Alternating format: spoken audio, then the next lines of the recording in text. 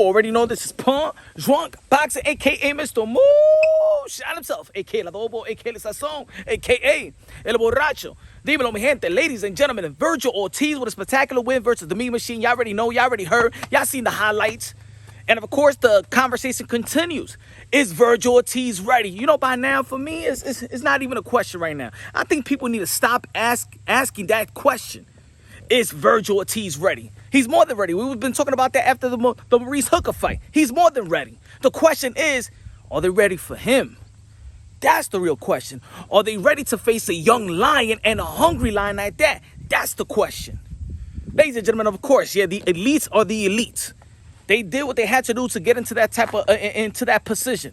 Keith Thurman did what he had to do to get in that position. Errol Spence did what he had to do to get in that position. Bud Crawford did what he had to do to get into that position. But the only thing that I don't like when people was talking about is when they be like, yo, Vergil Ortiz needs to face maybe Keith Thurman. Maybe he needs to climb the ladder a little up. Maybe he needs one or two more fights. One or two more fights for who? For Bud Crawford? You asking Vergil Ortiz to do what you've been begging Bud Crawford to do, but you want Vergil Ortiz to do more than Bud Crawford so you can get the Bud Crawford fight? It doesn't make sense, ladies and gentlemen. It doesn't make sense. And this is what I'm telling you. As the WBO ranked #1, which he was, if you look at the WBO rankings, it's been flip-flopping. It's been flip-flopping since 2020, March 2020. If you look at it, I've showed the people out there. You can go to my live show. I had a video about it and how they've been flip-flopping Vergil Ortiz. As soon as he signed that deal with Mean Machine, then all of a sudden he's #1 again. But anyway, I guess that's what they're doing to the young buck. But anyway, ladies and gentlemen, again, I'm going to say it again. Why are you people, those who feel like he's not ready, begging for Vergil Ortiz to do what you've been begging Bud Crawford to do in the welterweight division, to get a Bud Crawford fight? Bud Crawford hasn't faced a Keith Thurman. Bud Crawford hasn't faced Danielson Garcia. Bud Crawford has not faced a Sean Porter, and maybe so they're gonna be fighting. They're gonna be fighting together, but he hasn't fought him yet.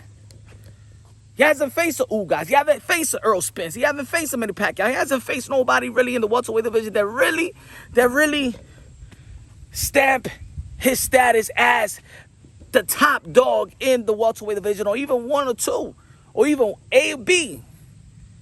That's arguably, but because what he did in 140 pounds as an undisputed, then more kudos to Bud Crawford. But that was in 2017, y'all. That was 2017. Now, of course, we've all been frustrated with Bud Crawford, yet we understand Bud Crawford and his skills and talent. But we already know that. Vergil Ortiz and his skills and talent is, yo, he's a thoroughbred. Es un matatán, es un monstruo. Ahí me mito, mi hermano. If you don't know what I say, my people, go to Google, my friend. He's a monster, bro. Monster. And now, he's not a guy that when he gets hurt, and a lot of people feel like, yo, you know, it's not smart when you get hurt and you trying to swing because you could get countered again, and then boom. I seen a lot of people get knocked out the way that Vergil Ortiz was going, right? After he got clipped. But I'm going to tell you like this. The way that he fought back is why he will be a household, but I'm talking about internationally household name. Internationally, is internationally household name go together? Okay, household name internationally. You know what I'm talking about. A major star in the sport of boxing, worldwide. Worldwide. Damn, you got to give kudos to Golden Boy Promotions. I know a lot of you out there always be dissing Golden Boy Promotions. I know a lot of you out there always making fun of Oscar de la Hoya and the fishnets. Like I said the other day, I hope Oscar de la Hoya wear those fishnets and stilettos and would knock somebody out for making fun of him. Because y'all forget what Oscar de la Hoya did for a living. And I'm going to tell you like this about Golden Boy Promotions. I said it on my live show. I said one thing about Golden Boy and their matchmaker is that they put their young fighters to a test. Ryan Garcia versus Luke Campbell, they did that to the PBC fighter. They did that to Danielson Garcia when he faced the likes of Amir Khan and Lucas Matisse. Remember? They test their fighters. I believe when Sean Porter and Alexander fought, they tested fighters.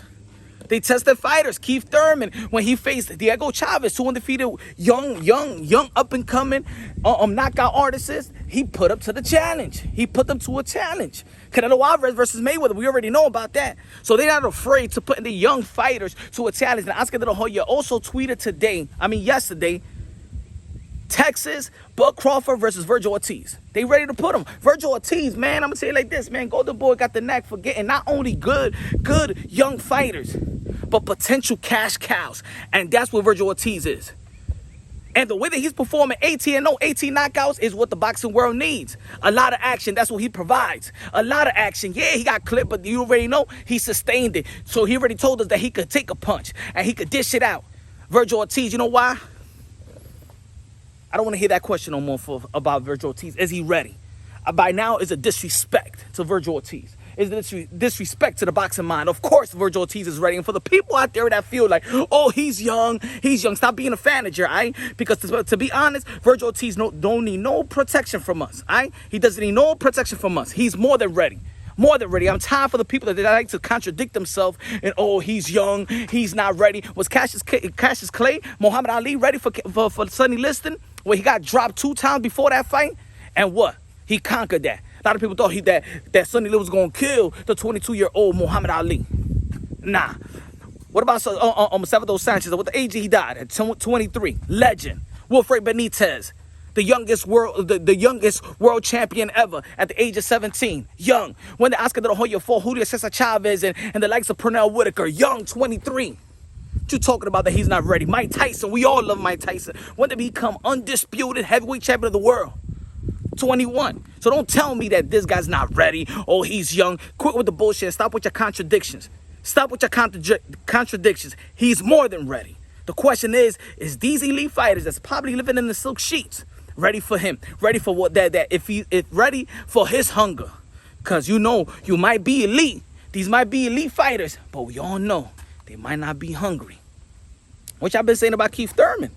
Huh? Oh, he's not hungry. He's not hungry. Yeah, he's elite, but he ain't hungry, right? He don't want that young blood. Vergil Ortiz and the likes of Boots Ennis are the most dangerous fighters in the welterweight division. Aside from Manny Pacquiao got to cement the legacy. And Manny Pacquiao, as the old dude is coming out here trying to fight the young elites. Manny Pacquiao's trying to fight the young elites because he ain't seen nothing moving, really. At the end of the day, but they've been moving. I'm going to give it credit, you know what I'm saying? When Danny Silva Garcia, when he was saying that he wasn't fighting nobody, he has a good resume. Sean Porter been fighting everybody, got a good resume. With that fight with Sean Porter and Bud Crawford is a good fight. We're not going to take that away. We want that fight. But why do we want that fight? Why do we want that fight for Bud Crawford? Because he hasn't faced anybody that we feel, right? Right? That's the reason you want to see the Sean Porter versus Bud Crawford. I know a lot of you, it's not really about Sean Porter fighting Bud Crawford. It's really about Bud Crawford fighting Sean Porter. We know that Sean Porter's ready for anybody. We want to see if Bud Crawford is ready for the elites. Same thing you asking for Vergil Ortiz. Same thing you asking for Vergil Ortiz. So if Vergil Ortiz, he is ready. He is ready. So he's the WBO #1. He's ready for anybody. And I believe that the elites, aside from Manny Pacquiao, because he got to cement the legacy, but the rest, the question is, are they ready for Boots Ennis? Because Boots Ennis is coming up in the IBF ranking. Are they ready for them? And you and I know we got an eye for talent. The boxing world, me and you, we know we got the eye for talent. And I don't think that they ready for them hungry lions. That's the real answer. I know Vergil Ortiz is ready, but I don't think they ready for him. If they are, take the fight. What else y'all doing? Danny Silva Garcia gonna move to 154. Sean Porter gonna be fighting Bud Crawford. Keith Thurman, he got no opponent. Uga just got Manny Pacquiao. Keith, Vergil Ortiz been calling you out. You don't got no fights. Let me know. See, I don't think they ready for them. And Earl Spence and Bud Crawford thought that Vergil Ortiz was gonna lose to Maurice Hooker. He fought the Mean Machine because of Bud. But he fought the Mean Machine because of you, my brother. I don't think they ready for Vergil Ortiz.